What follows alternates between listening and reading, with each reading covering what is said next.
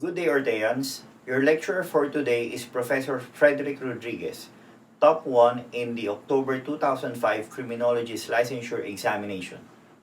Don't forget to subscribe and hit the bell button to receive the latest updates. Take it away, Fred. All right. Now for number 1. Sabi is, tingnan natin.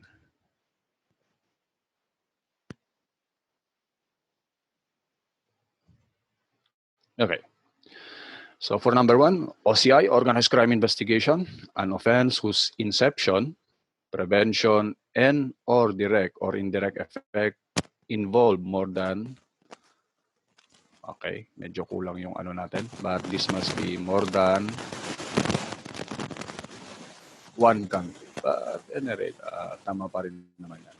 Alright? So when we say inception, doon plinano, doon ginawa ang plano, tapos, pero ang prevention, saka yung epekto na involve one country. So anong example na?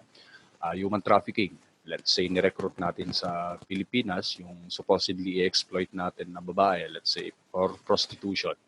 Pero let's say sa Thailand pala o sa Japan gagawing prostitute.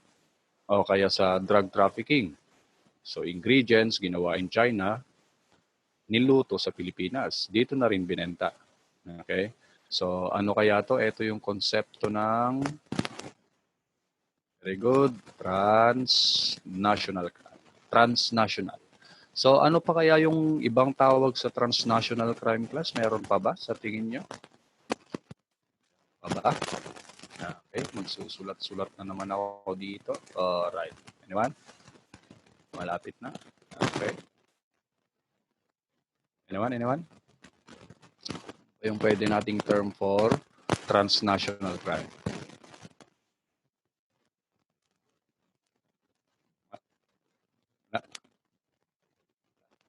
Yeah, very good. Guys, sino yung sumagot? Si Odessa. Cross-border crime. Alright? So, ayan. Mga advanced sa aral tong mga to o kaya meron pang natira sa stock knowledge. Okay, cross-border crime. Okay, it transcends border. So, hindi lang sa isang nasyon ang involved. Okay? Next. So, unlawful activities of the members of highly organized, disciplined association engage in supplying illegal goods and services. So, ito naman, class, yung definition ng organized crime.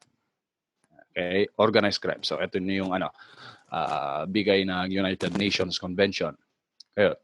Tapos, white collar crime. Natandaan nyo to, usually sa introduction to criminology or generally sa CRIMSOC.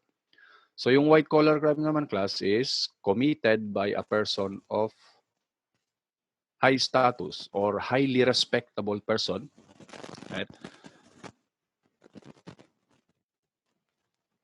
In connection with his functions. So ito yung mga kagalang-galang tignan, matataas na businessman, CEOs, and all that. So halimbawa ay let's say politician, congressman, senador, o mayor na nag-commit ng malversation or yung sa we have plunder ngayon, right? Tapos o kaya CEO o presidente o manager na isang bangko class na ginamit yung kanyang position para makapag-estafa, okay? O kaya makapagnakaw sa kanyang sariling organization. Ang tawag dyan, white collar crime. Okay? Tapos yung economic crime, basta lahat ng krimen may kinalaman sa pera. Also known as, tinatawag din to as financial crime. Okay, financial crime. Ayan yung mga basic na tandaan nyo muna. Okay?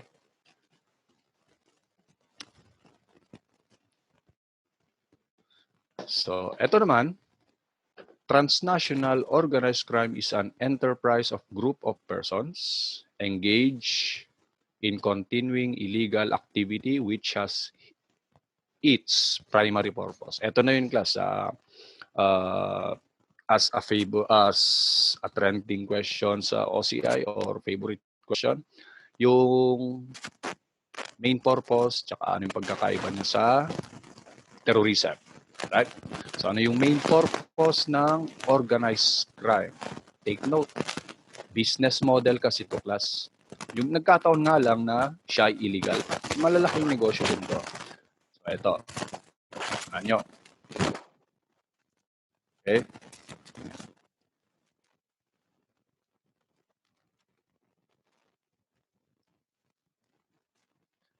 Ito, profits. Profits. Okay? Tapos, ano yung main distinction nyo sa terrorism? Ang terrorism kasi, ang main purpose is always political. Terrorism, ha? Okay? Right? Tapos, yung mga organized crime class, kung meron silang political agenda, secondary lamang. Okay, secondary. But ito yung kanilang main profit. Okay. Ngayon, next thing you have to settle is, ano naman tong ano? Alam nyo na to. Tama? Alam nyo na rin yung organized crime. Ano ngayon yung transnational organized crime?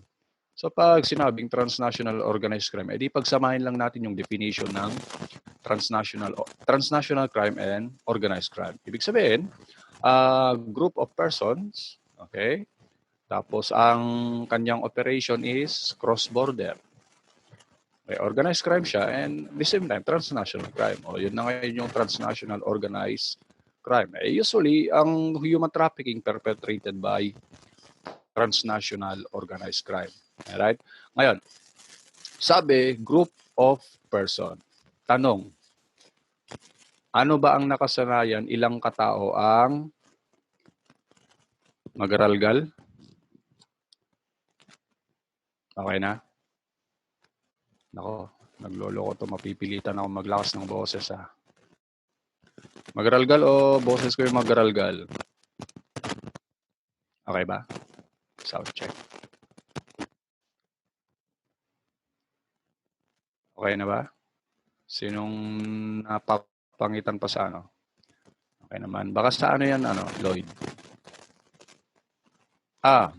May problema din kay Bernard. Magaralgal nga. Wait lang.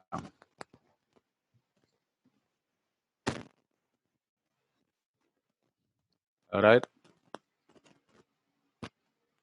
Medyo mic test. Malakas siguro masyado.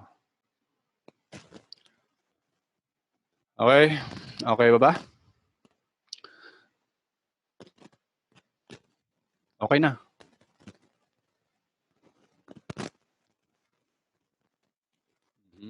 Mic. Baka ulit.